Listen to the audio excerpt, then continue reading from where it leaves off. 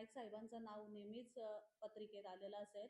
अ, नाईक साहेब ठाण्याचे पालकमंत्री असताना 3 वर्ष पालकमंत्री म्हणून त्यांचा कुठल्याही पत्रिकेमध्ये उल्लेख नाहीये. पाहिजे तर तुम्ही त्या पत्रिका तपासून पाहू शकता. ठाण्याचे पालकमंत्री जेव्हा नाईक साहेब होते तेव्हा पालकमंत्री म्हणून त्यांचा कुठल्याही पत्रिकेमध्ये उल्लेख नाहीये किंवा नक्कीच आता त्या सन्माननीय विरोधी पक्षनेत्यांना पत्रिका गेल्यानंतर त्यांनी येऊन आयुक्तांना जाब विचारला असता. मी महापौर नवी मुंबईचे आहे, विरोधी पक्ष किंवा हे त्याच्यात येत नाही, ते मला येऊन विचारू शकत होते की का आमच्या मंत्र्यांचा, उपमुख्यमंत्र्यांचा किंवा पालकमंत्र्यांचा नाव नाही घेतला.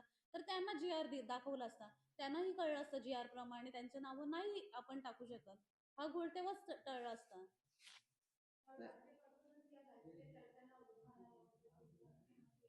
स्थानिक स्वराज्य संस्थेचा तसा परिपत्रक आहे ज्याच्यामध्ये स्पष्ट उल्लेख आहे की पालकमंत्र्यांचा कुठेही समावेश म्हणजे पत्रिकेमध्ये असं स्पष्ट नमूद केलेलं आहे की पालकमंत्र्यांचं नाव नाहीये. आणि गणेशजी नाईक साहेब जेव्हा ठाण्याचे पालकमंत्री होते तेव्हा पालकमंत्री म्हणून त्यांना कुठल्याही म्हणजे त्या कार्यक्रमाचं निमंत्रण तुम्ही चेक करून बघू शकता, नाहीये त्याच्यामध्ये.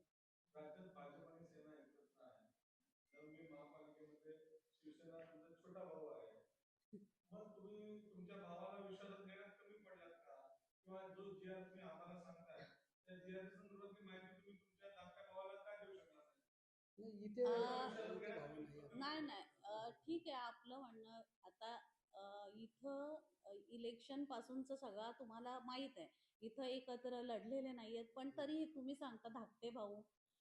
पण हा यामध्ये जर विरोधी पक्ष असो किंवा धाकटा भाऊ, आता ह्याच्यात जर डावळण्याचा प्रश्न असता तर मस्के साहेबांचं, शिंदे साहेबांचं म्हणजे आमदार खासदारांचं नाव नसतं, विरोधी पक्ष नेत्यांची नावं नसती. आता ह्या पत्रिका विरोधी पक्ष नेत्यांकडे पोचलेल्या होत्या, बहुतेक परवाच पोचलेली होती. मग त्यांनी येऊन विचारणं होतं, त्यांनी आधीच येऊन आयुक्तांना विचारणं होतं की का नाव नाही टाकलं. त्यांनी विचारलं असतं.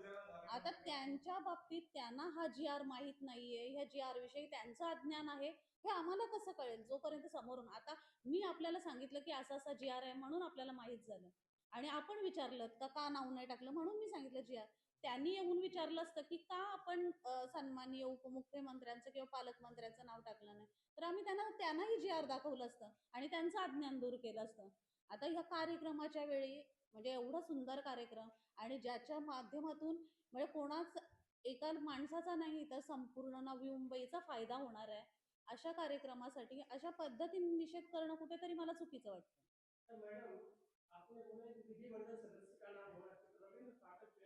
नाही, प्रशासनाने पत्रिका दिलेले त्याच्यात त्यासोबत जी आर आयुक्तांनीच दिला पाठवून.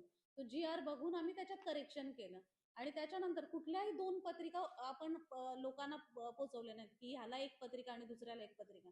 जे जे संबंधित निमंत्रण ज्यांना पोचायला पाहिजे होतं त्यांना एकच पत्रिका आपण पोचवलेली आहे आणि जी आज आपण सगळ्यांनी बघितली.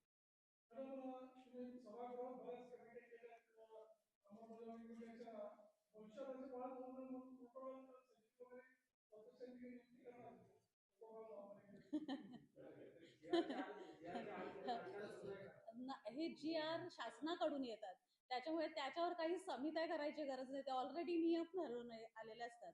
समित्या कशावर करतात ज्याचे नियम माहित नाही. आता तेवढंच बाकी राहिलं बोलायला लागेल.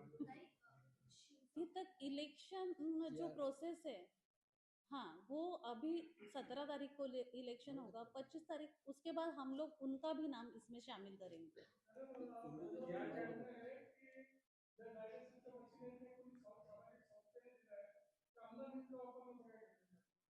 तसं असतं तर मग इथं आम्हाला माहित नाही या गोष्टीच्या विषयी. पण मग जर असं असतं ना तर सन्माननीय आयुक्त आहेत किंवा इतर जे अधिकारी आहेत त्यांनी सांगितलं असतं की हे कोणीतरी दिलेले आहेत. आता आम्हाला एवढं माहित आहे की हे आपले वनमंत्री, आपले आमदार गणेशजी नाईक साहेब यांच्या निधीतून आहेत म्हणून तसा उल्लेख केला गेलेला आहे. पत्रिका छापण्याचा अधिकार जनसंपर्क विभागाचा आहे का संबंधित विभागाचा, ज्या विभागाचा कार्यक्रम आहे त्याचा आहे का महापौर विभागाचा आहे, सचिव विभागाचा आहे? आपण नाही, नियमाप्रमाणे आपण महानगरपालिकेच्या सभागृहात एक ठराव पास करून घेतलेला, मंजूर करून घेतलेला आहे की अशा संदर्भात कार्यक्रम पत्रिका काढण्याचा किंवा हे करण्याचा अधिकार सर्वस्वी महापौरांना आहे आणि तो अधिकार वापरून ही पत्रिका छापली गेलेली आहे आणि अधिकार वापरताना कुठलाही नियम तुटणार नाही याची पूर्णपणे दक्षता घेतलेली आहे. कारण पहिल्या सभागृहापासून आपण जे सभागृह चालवतो ते महाराष्ट्र अधिनियमानुसारच चालवतो आणि ही पत्रिका छापताना आपण प्रोटोकॉलचा पूर्ण विचार करूनच ही पत्रिका छापलेली आहे. शासनाचा प्रश्नच येत नाहीये. आयुक्तांकडून म्हणजे प्रशासनाकडून पत्रिका एक आपण आपल्या घरचं लग्न असलं तरीही फॉर्मॅट बनवतो एका पत्रिकेचा, पण जो फॉर्मॅट बनवतो तोच लगेच प्रिंट करून वाटतो असं नाही. त्याच्यात पण करेक्शन असतात, काहींची नावं चुकीची असतात, काही डबल झालेले असतात, काही चुकून राहिलेले असतात. ते मला अधिकार दिलेला आहे महासभेने की तो पूर्णपणे कशा पद्धतीने ठरवायचा आणि महासभेने दिलेला अधिकार मी नियमात बसून वापरलेला आहे. त्याच्यामुळे आयुक्तांकडून काही चुकीचं आलं किंवा माझ्याकडून ते करेक्शन झालं असा प्रश्न येत नाहीये. जे आहे ते आम्ही नियमाप्रमाणे केलेलं आहे. त्या नाट्यगृहात आग लागल्यानंतर आपल्या प्रशासनाच्या माध्यमातून सखोल चौकशी झालेली आहे. त्यांचा रिपोर्ट मला अजून आलेला नाहीये. त्याच्यामुळे मी ह्याच्यावर काही बोलू शकत नाही की आग लावलेली आहे की. आणि एवढ्या मोठ्या वास्तूला उगाच कोणी कशाला आग लावे? ते लोकांच्यासाठी तयार केलेलं आणि ह्यासाठी बघायला जाल ना तर विरोधक आणि सत्ताधारी दोघेही म्हणजे आग्रही होते की हे वास्तू लवकरात लवकर तयार व्हावी आणि लोकार्पण व्हावं. जसं विष्णुदास भावे वाशिममध्ये आहे तसं ऐरोलीमध्ये ते नाट्यगृह व्हावं ही म्हणजे संपूर्ण सभागृहाची इच्छा होती. त्याच्यामुळे ह्याला कोणी आग लावली असेल किंवा काय हे म्हणजे मला माहिती घ्यावी लागेल.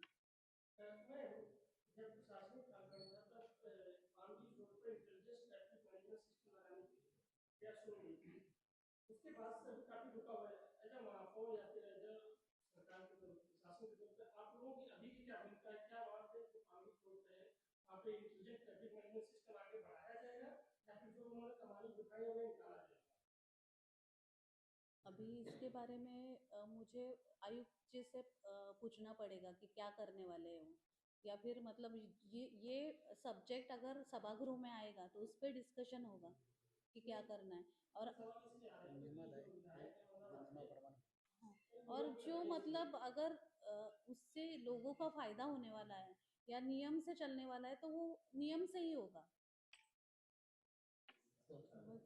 कानावर खरंच काही आलं नव्हतं जेव्हा काल्या फिती घेऊन लोक तिथं उभी राहिली आणि आता न्यूज येतात की का ते राहिलेलं तेव्हा समजलं.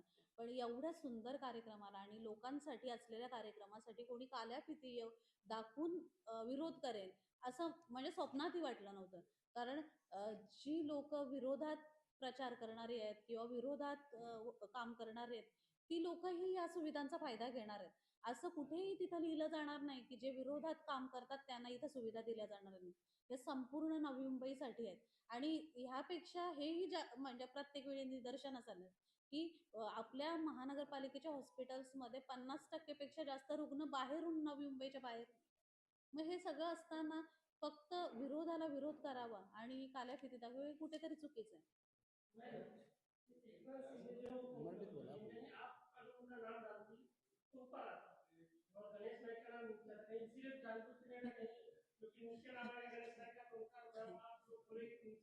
नहीं नहीं ऐसा कुछ नहीं होने वाला था क्योंकि जो पहले पत्रिका आई थी वहां पे एकनाथ शिंदे जी का नाम एक साइड में वन मंत्री गणेश जी नाइक साहब का नाम था, ऐसे ऊपर नीचे नहीं था.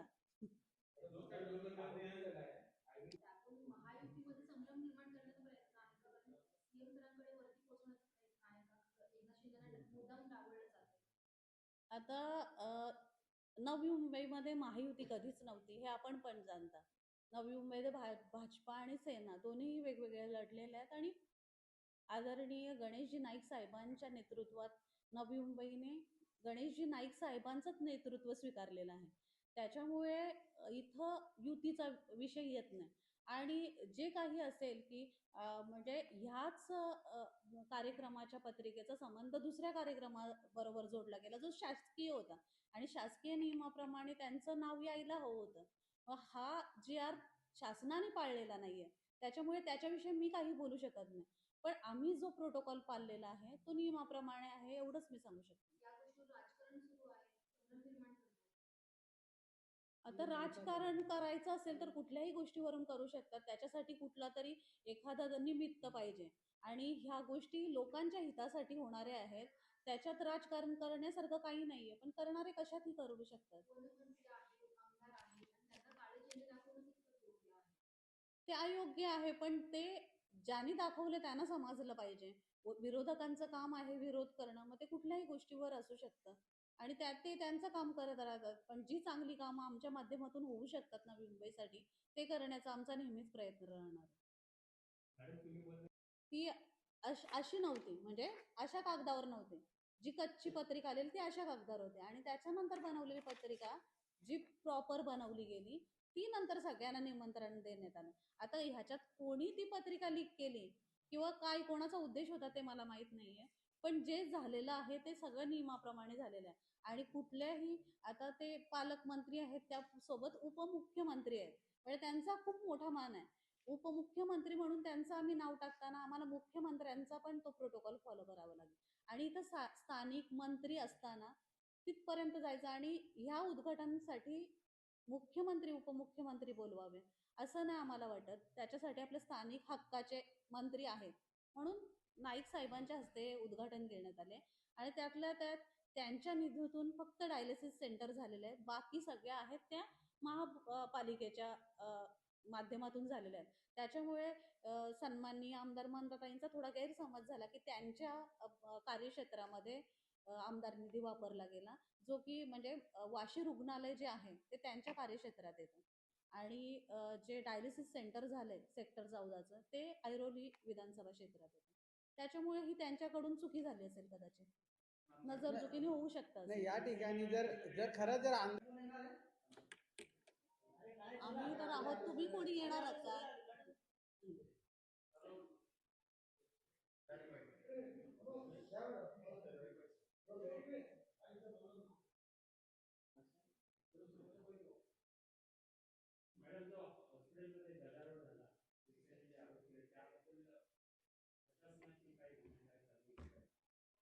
आरोग्य सेवा अधिक बळकट करावी म्हणून आज आपण विविध जे सेंटर जसं MRI सेंटर असेल किंवा डायलिसिस सेंटर आणि विविध वैद्यकीय सुविधांचं लोकार्पण केलं. तर जो महानगरपालिकेचा आणि महापौर म्हणून जो महानगरपालिकेने दिलेला अधिकार आहे आणि अधिकार चुकीच्या पद्धतीने वापरला गेला नाहीये. आपल्याला GR मगाशीच पाठवल्यात बहुतेक, ज्याला नसेल भेटला त्याला मी आत्ता देते. GR प्रमाणे ज्या ज्या सदस्यांची पत्रिकेमध्ये नावं असायला हवीत त्या सगळ्यांची नावं आहेत. जो गदारोळ झाला की शिवसेनेला डावळलं जाते, तर कुठेतरी हे ते पत्रिकाच खोडून टाकते, ज्याच्यामध्ये सन्माननीय खासदार साहेब शिवसेनेचे आहेत, स्थानिक आमदार श्रीकांत शिंदेजी त्यांचं नाव आहे, म्हणजे सेनेची नावं नाही आहेत असा हा चुकीचा जो आरोप केला जातोय. तर त्या GR मध्ये आपण बघाल तर स्थानिक स्वराज्य संस्थांचं जर काही कार्यक्रमाचे उद्घाटन असतील तर त्याच्यामध्ये जी नोंद आहे मी तुम्हाला वाचून दाखवते.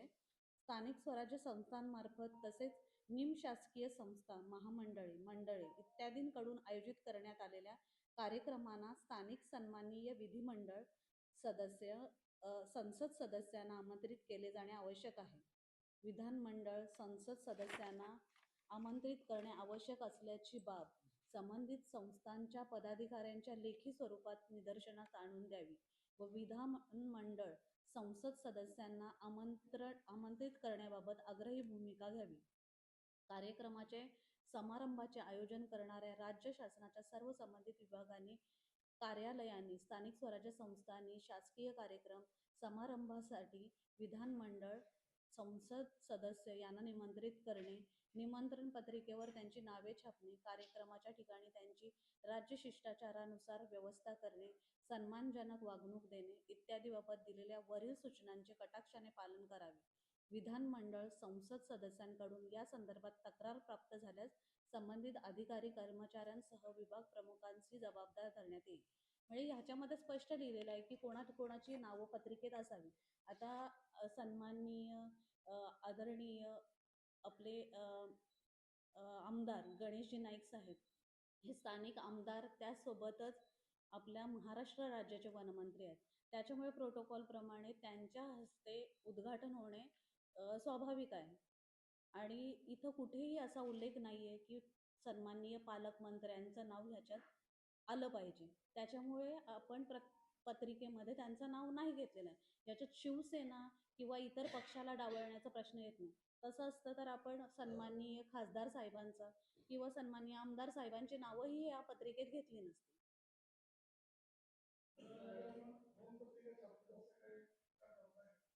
असं काही नाहीये 2 पत्रिका. पत्रिका एक प्रशासनाकडून फॉर्मॅट म्हणून आणण्यात आली. त्याच्यात करेक्शन करण्यात आलं. आणि हे जी-आर सन्माननीय आयुक्त साहेबांच्याकडून आलेलं होतं. त्याप्रमाणेच आम्ही त्याच्यात करेक्शन करून नावे ॲड केली आणि जी कमी करायची होती ती कमी केली. असं 2 पत्रिका असं नाहीये. तसं असतं तर मग सन्माननीय सदस्यांना त्यांचं नाव टाकून हे कोणाला खुश करण्यासाठी नाहीये. महानगरपालिका ही स्वायत्त संस्था आहे. त्या राज्य शासनाची कुठलीही विभाग नाहीये की राज्य शासनाला खुश करावं म्हणून या संस्थेने काही काम करावं. हे महासभेचा जो अधिकार महापौर म्हणून मला दिलेला आहे सभागृह, आणि त्या अधिकाराप्रमाणे आणि नियमाप्रमाणे केलेली पत्रिका आहे. याच्यात काहीही वावगं नाहीये.